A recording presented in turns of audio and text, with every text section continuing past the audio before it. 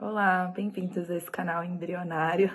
Eu sou Mayara Pacini, terapeuta vibracional, e hoje eu vou compartilhar com vocês algumas das minhas experiências e observações que tenho visto com frequência nos meus atendimentos. Eu não vou me comparar a grandes neurocientistas e médicos que estudam, especialistas em cérebro e comportamento mental, mas ao longo da minha experiência, dos meus desafios de vida, e também, obviamente, de ouvir e ajudar as pessoas nas suas jornadas também, eu adquiri um entendimento profundo sobre o tema. E o que eu trago aqui é a minha verdade, são as experiências que eu vejo e participo e sou, é o que faz sentido para mim. Eu não vou apresentar isso como uma verdade absoluta, mas como um estudo mesmo de caso, como funcionam os esquemas mentais.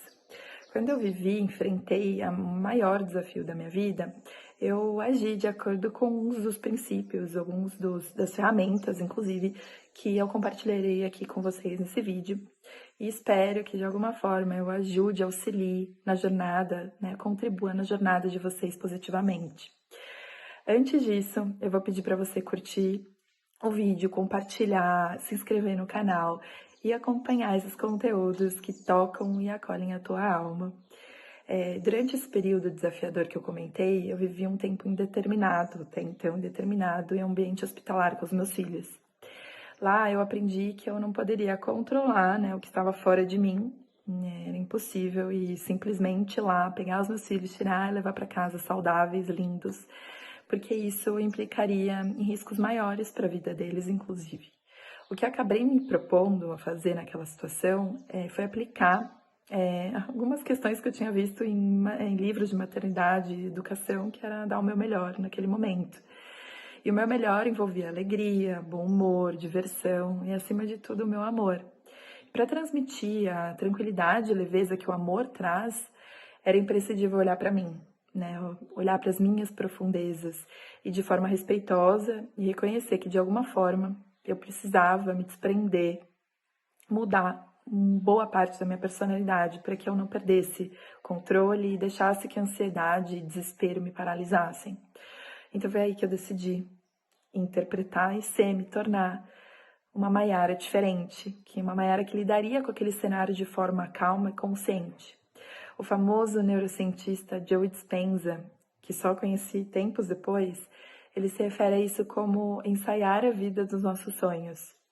Naquele momento eu não sabia disso, eu não conhecia, não consegui perceber que eu estava fazendo uma mudança muito significativa, muito transformadora para a minha vida, que era deixar uma Mayara, uma pessoa, uma personalidade que vivia em escassez, para alguém que, independente do ambiente, poderia ter uma vida extremamente abundante.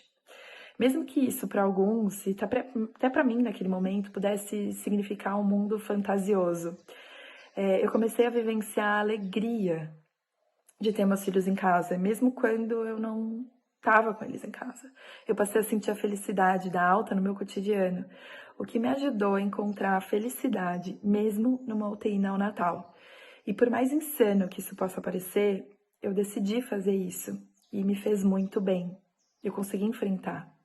E com o tempo eu compreendi que, embora eu não tivesse deixado o medo, a agonia, inseguranças e momentos reais de desespero, eu conseguia retornar rapidamente a um estado de confiança ao viver intensamente o presente e imaginar a vida, imaginando, né, na verdade, a vida que eu desejava para o futuro. É como se eu tivesse, de alguma forma, abandonando padrões de pensamentos lógicos, alterando o que poderia ser mais fácil para o meu cérebro conectar, porque eu estava realmente vivendo uma situação muito difícil. Mas eu entendi que desde o nascimento, as nossas mentes, nosso cérebro, eles são preenchidos por crenças que limitam e distanciam a gente da liberdade de agir e ser de acordo com o nosso verdadeiro eu, de acordo com o nosso verdadeiro eu divino. E essas crenças podem ser resultados de ancestralidade, inconsciente coletivo e de nossos traumas anteriores, inclusive. Os nossos cérebros, eles são moldados por essas experiências passadas, agindo no presente de acordo com o que aconteceu no passado. Um exemplo claro disso para mim é o medo da rejeição. Durante muito tempo, durante séculos, a humanidade ela viveu um contexto de dependência em tribos, né, para a sua sobrevivência. E a chance da gente sobreviver isoladamente era muito baixa. O nosso mecanismo mental, os nossos, né, mecanismos mentais, eles nos alertam para situações que nos alertavam para situações que poderiam reduzir essa chance de sobrevivência. Assim, ser rejeitado era uma grande ameaça. Contudo, a gente não vive mais. E embora a gente não viva mais essa situação rudimentar, o nosso cérebro continua nessa programação de alerta sobre riscos de não pertencer, gerando na gente sentimentos, né, gerando impacto no nosso corpo, dando medo de ser rejeitado. Isso altera quimicamente o nosso corpo. E como a gente não faz parte de algo, o nosso corpo sente quimicamente para isso. A rejeição, ela é um grande paradigma comum na humanidade e é influenciado dessa forma, como eu comentei, pelo inconsciente coletivo. E se a gente não criar ferramentas para encarar nossa mente como uma entidade, como se fosse um ser à parte, a gente acaba caindo numa armadilha constante de acreditar nos nossos próprios pensamentos. Que a gente acaba se mantendo na mesma personalidade, na mesma escassez de vida, na mesma problemática psíquica da vida o tempo todo. Nesse vídeo, meu objetivo é transmitir para vocês a mensagem de que somos muito, extremamente, unicamente responsáveis pela nossa mente, não ela pela gente.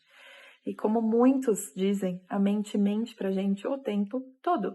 Ela traz cenários caóticos do passado para o presente, sempre que há alguma conexão, e mesmo que às vezes não faça sentido nenhum, a gente conecta. Outro exemplo muito interessante sobre isso é que pessoas que gostam, né, tem o hábito de ver jornais, notícias ruins que acabam gerando estresse, ansiedade, enfim. E mesmo que essa pessoa decida parar de ver essas notícias, o corpo dela vai continuar esperando o estresse, a ansiedade, a má notícia. Ele vai acabar cavocando situações que façam essa pessoa se comportar da mesma forma. Porque é onde ela está acostumada. E por mais louco que seja, é a zona de conforto do nosso corpo e da nossa mente. Isso também se dá por excesso de estímulo em rede social e muitas outras situações do nosso cotidiano. A mente e o corpo, eles vão continuar esperando esses sentimentos ruins, né, de ansiedade, de estresse. Ele busca situações que façam a gente se comportar da mesma forma que está habituado. E por mais insano que possa parecer, essa é a zona de conforto deles. A saída, como mencionei, até na minha própria experiência pessoal, foi deixar de lado, né, a Maiara que incomodava, que não me fazia bem naquela situação. É viver o presente não conforme o que a mente sugere, mas do passado, né? Mas de acordo com o que a gente deseja para o futuro, independente de onde a gente esteja, do cenário, do ambiente. O que sempre digo é que não é necessário acreditar em tudo que eu estou falando, em que eu compartilho aqui. Mas, de alguma forma, se você sente que faz sentido para você, se seu coração vibra, algo remexe aí dentro, é porque talvez também seja a tua verdade. Então, eu te convido, eu te proponho a agir de acordo com o que te faz sentir bem, a ter aquilo que te faz sentir bem.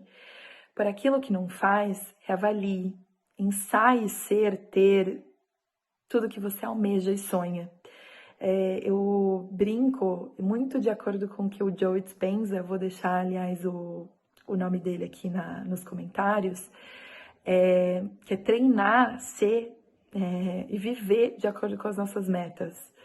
E eu acho que isso faz muito sentido. É como um atleta, né, um tenista, enfim, um nadador, nadar, que eu gosto muito, ser o melhor nadador, ou aquilo que eu conseguir nadar todos os dias e viver a alegria da natação todos os dias. Fazer esses ensaios faz com que a gente repare aquilo que incomoda na gente, faz com que a gente reveja comportamentos que limitam a gente na nossa grande expansão de consciência, a nossa evolução como ser humano, faz com que a gente viva no presente aquilo que a gente acha que realmente faz sentido para a nossa existência. Eu te convido de novo a participar dessa experiência de uma forma leve, tranquila, não se cobrando, mas tentando diariamente colocar situações da sua vida que você haja diferente com que o teu cérebro automaticamente agiria e reagiria às situações. Eu te convido a pensar de que como que alguém que eu admiro agiria nessa situação sensatamente, de maneira mais fria, não tão à flor da pele, inclusive em situações muito desafiadoras. Enfim, eu espero que de alguma forma eu tenha agregado na existência de vocês. Gratidão por ter assistido esse vídeo até aqui. Espero de coração que isso alavanque a tua evolução nessa experiência atual. Um grande beijo de novo, curta o vídeo se fez sentido para você, se não fez também, se inscreva no canal, comente aqui o que você achou sobre o vídeo, também sobre novos temas, o que vocês acreditam que faz sentido também eu compartilhar com vocês. Aqui eu dou um pontapé nessa nova fase de comunicação minha, então gratidão por terem feito parte desse início e espero de coração que eu possa e que vocês também possam expandir ainda mais a luz por mundo afora. Um beijo, fiquem na luz sempre, sempre, sempre.